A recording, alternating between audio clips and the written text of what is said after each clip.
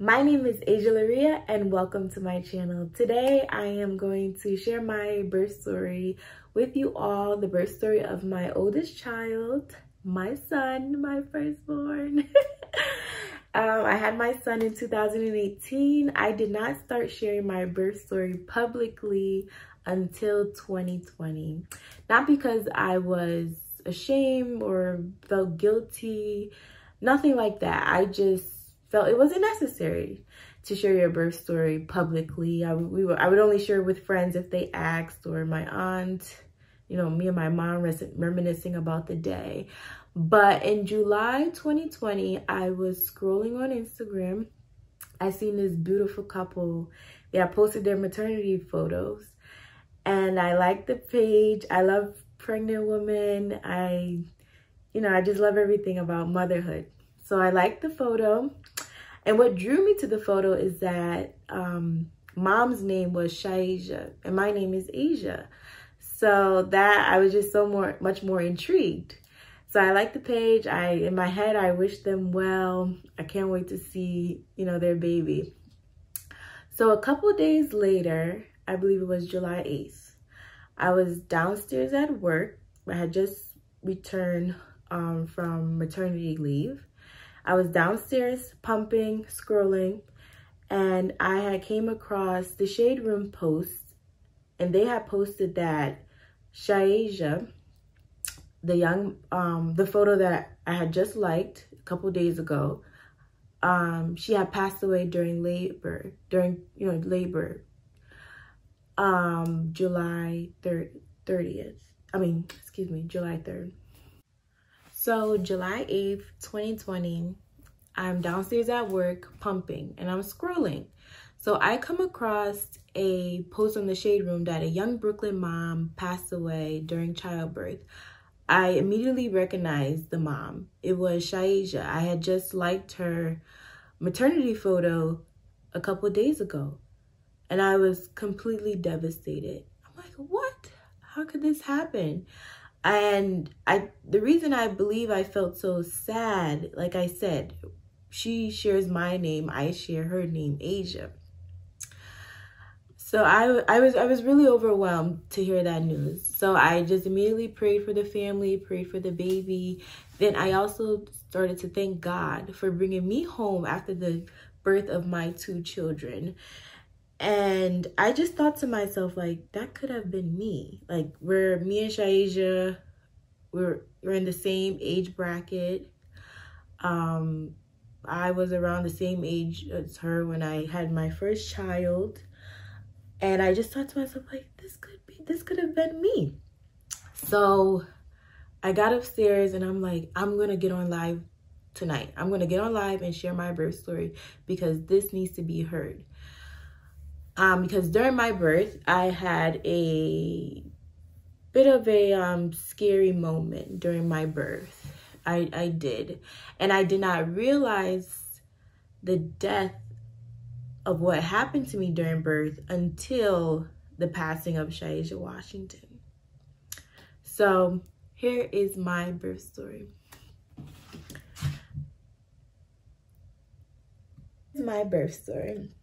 I got pregnant in 2017. I had my son in June 2018. I had a wonderful pregnancy. I did not have any morning sickness. I passed every test. I did not have any high blood pressure. I did not have any, crazy cravings. I like pizza a little more than usual, but nothing out of the ordinary. I remember one lady telling me that she craved string beans and mayonnaise. And I'm like, what? Oh no. I had gained the perfect amount of weight. I think I only gained like 25 pounds. I had a wonderful prenatal team. I worked up until I had contractions. So I had a wonderful pregnancy. I really, really did. No complaints at all. My face did not swell up. My feet did not swell up. Wonderful pregnancy. Towards the end, I was like, wow, this is easy. I can do this. I can do this again. So My son, he was 5 days overdue. 5 days overdue. Thursday, June 7th, I went to work, as I usually do. And then while I'm driving to work, I start to have some cramps. And I'm like, oh, okay, what is this? I had some beans, some baked beans that morning. So I thought it was just maybe gas. So I didn't think really much of it until I went to work, and then the cramps started to, come more often. So I went to the bathroom to see what was going on. And then after going to the bathroom, I needed to call the prenatal nurse and tell her what's going on. And she said, AJ, get ready for labor, get ready for contractions. You're going to be having this baby very soon. So the pain got a little more. And, after seeing seeing the bloody show in the bathroom at work, I decided to go home. So I came home, and the labors, the contractions progressed. They progressed. They got stronger and stronger and stronger. Oh man, they got so strong. So I labored all Thursday night. Finally, Friday, around 5, I had called the labor ward, and I told them my symptoms and how far my contractions were, and they said, okay, come on in. So I arrived at the birthing center at 5:30 a.m. Friday. When I got there, I was 4 centimeters. The contractions, they still kept coming. It was awful. it was really awful. And we get there at the birthing center. I'm 4 centimeters. They want to keep me moving. They show us exercises to do, like bouncing on the ball, the rocking chair. They had me and my husband do like this rocking dance.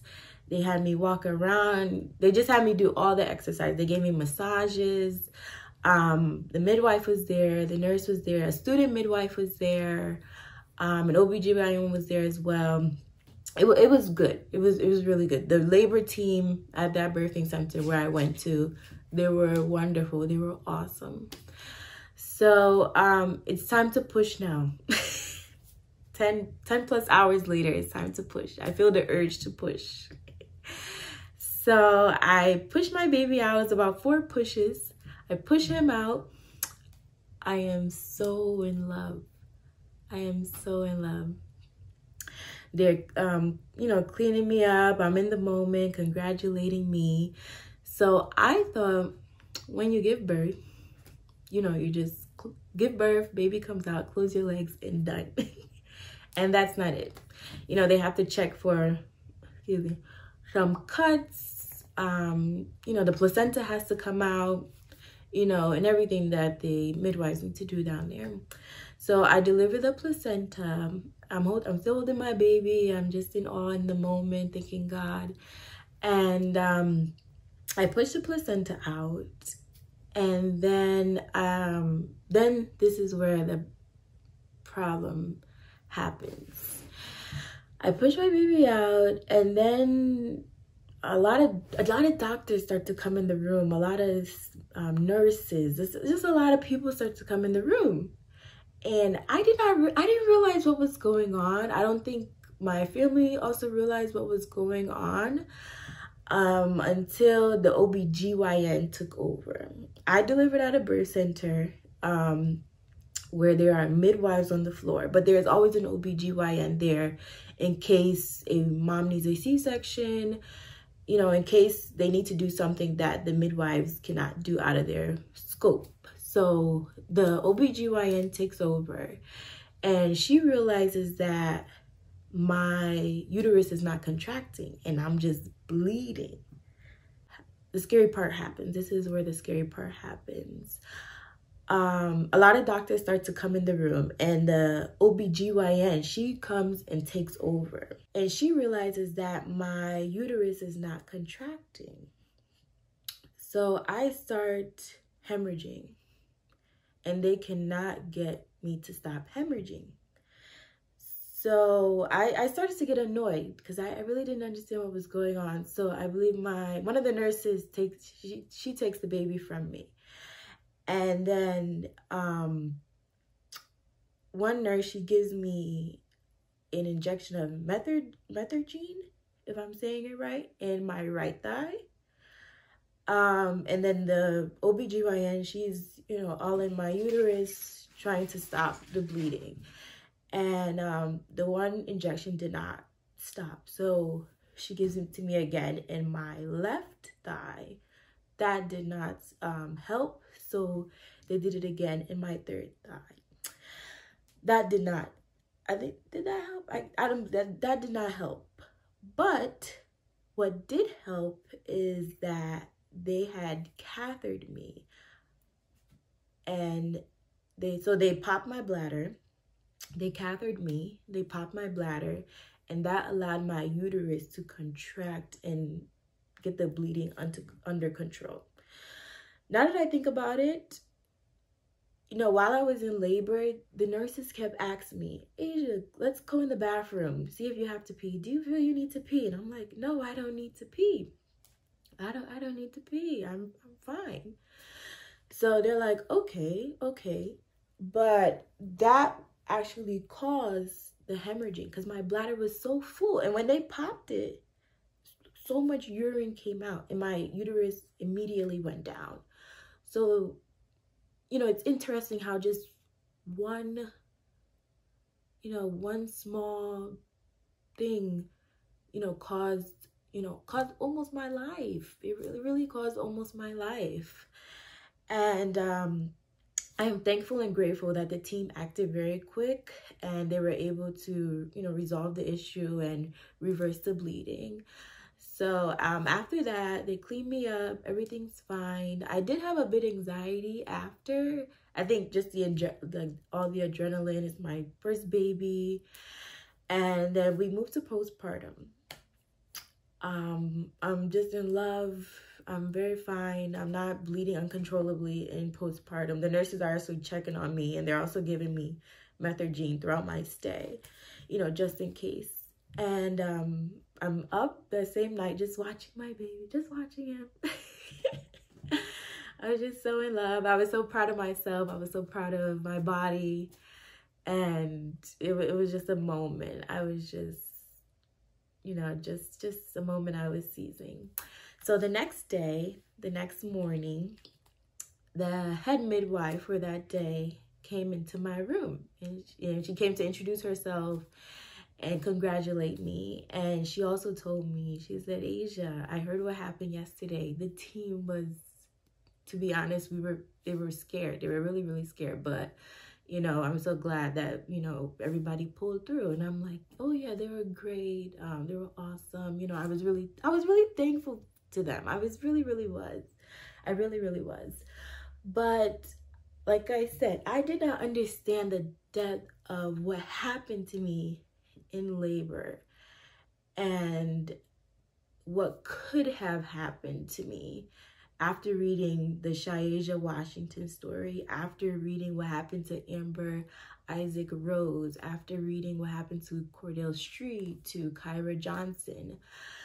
That's when I'm like, wow, this is real. Black maternal health is important. Black maternal health needs to be talked about. Something needs to happen. So that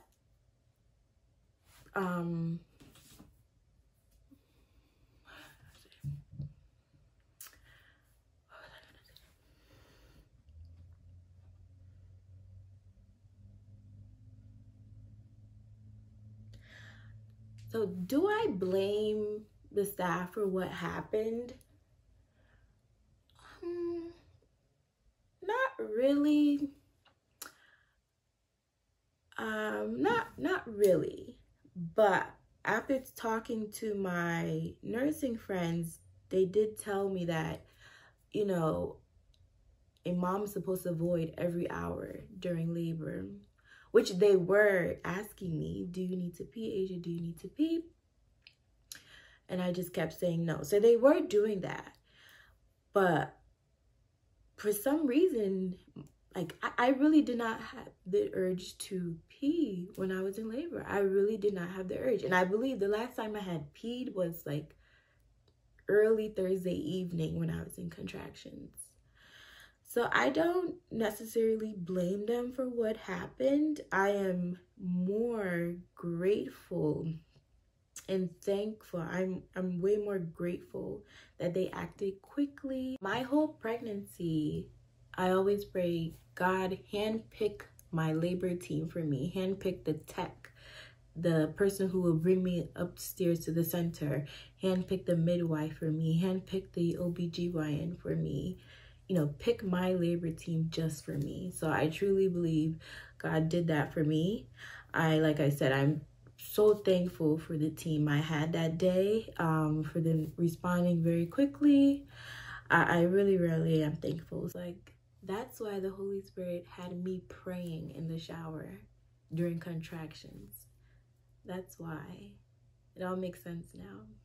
My whole pregnancy, I always pray, God, handpick my labor team for me. Handpick the tech, the person who will bring me upstairs to the center.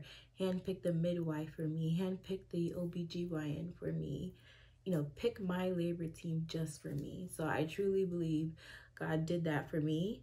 Like I said, I'm so thankful for the team I had that day, for them responding very quickly.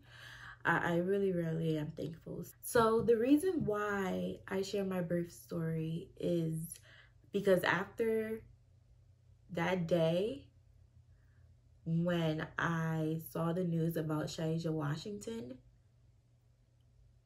I said, more needs to be done. I need to do more. I immediately became to myself, I'm a birth advocate. I immediately became a birth advocate.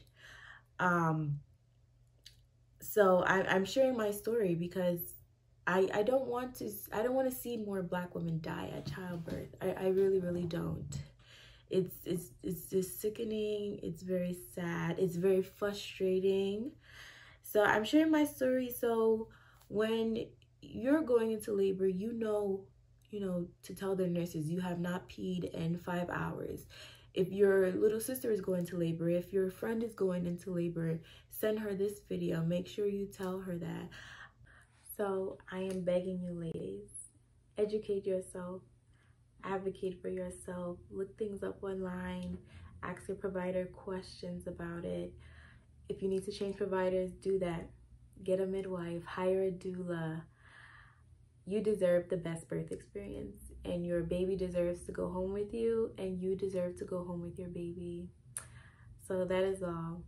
If you like this video, please give me a thumbs up. If you want to see more, just please subscribe below. Until next time, thank you so much for watching. You take care. Bye-bye.